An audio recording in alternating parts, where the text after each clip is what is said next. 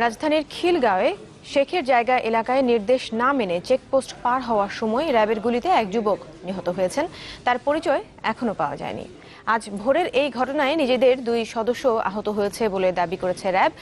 নিহত যুবকের লাশ ময়নাতদন্তের জন্য নেওয়া হয়েছে ঢাকা মেডিকেলে। ঢাকা মহানগরী পুলিশ কমিশনারের দাবি, জঙ্গি নেটওয়ার্কের তথ্য তাদের কাছে রয়েছে। শনিবার সকালে র্যাবের পক্ষ থেকে গণমাধ্যমে একটি SMS পাঠানো হয়, যাতে বলা হয় ভোর 4:35 রাজধানীর খিলগাঁও শেখের জায়গা এলাকায় বোমা বহনকারী এক মোটরসাইকেল আরোহী নির্দেশ না মেনে চেকপোস্ট পার হওয়ার সময় তাকে গুলি করে র্যাব। পরে জানা যায় র্যাবের গুলিতে গুরুতর আহত 20-25 বছরের ওই যুবক ঘটনাস্থলে নিহত হন। র্যাবের দাবি, এই ঘটনায় তাদেরও 2 সদস্য আহত হয়েছেন, কিন্তু কিভাবে তারা আহত হলেন সে ব্যাপারে কিছু জানানো হয়নি। সে কি আপনাদের চেকপোস্টে হামলা চেষ্টা করেছিল নাকি নির্দেশ অমান্য করে চলে যাওয়ার চেষ্টা করছিল? সে মূলত নির্দেশ অমান্য করে চলে যাওয়ার চেষ্টা করছিল। তাকে যখন থামতে বলা হলো সে থামেনি।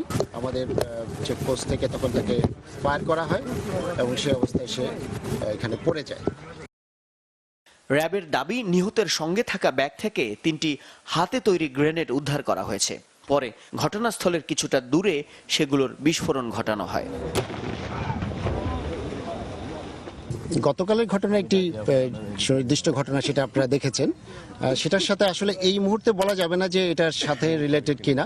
পরবর্তীতে ফরেন্সিকের মাধ্যমে আমরা যদি তার নাম পরিচয় জানতে পারি, সে যদি কোনো জঙ্গি গোষ্ঠীর সাথে জড়িত হয়ে থাকতে হয় বা এই ধরনের কিছু যদি হয়, তখনই আমরা আসলে বলতে পারবো।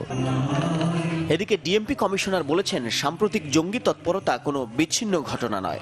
রাজধানীর ধানমন্ডিতে এক অনুষ্ঠানে তিনি বলেন, জঙ্গি হামলার আগাম তথ্য ছিল তাদের কাছে। অবশ্যই আমাদের অগ্রিম তথ্য ছিল। এই অপতৎপরতা কোনো বিচ্ছিন্ন ঘটনা না। এটি আমি মনে করি যে একটা পূর্ব পরিকল্পিত বাংলাদেশের চলমান উন্নয়ন এবং গণতন্ত্রকে ব্যাহত করার একটি অপতৎপরতা। দেশে জঙ্গি হামলার পেছনে আন্তর্জাতিক ও অভ্যন্তরীণ রাজনীতির প্রভাব রয়েছে বলেও দাবি ডিএমপি কমিশনারের। মাকসুদুন নবী, চ্যানেল 24, ঢাকা।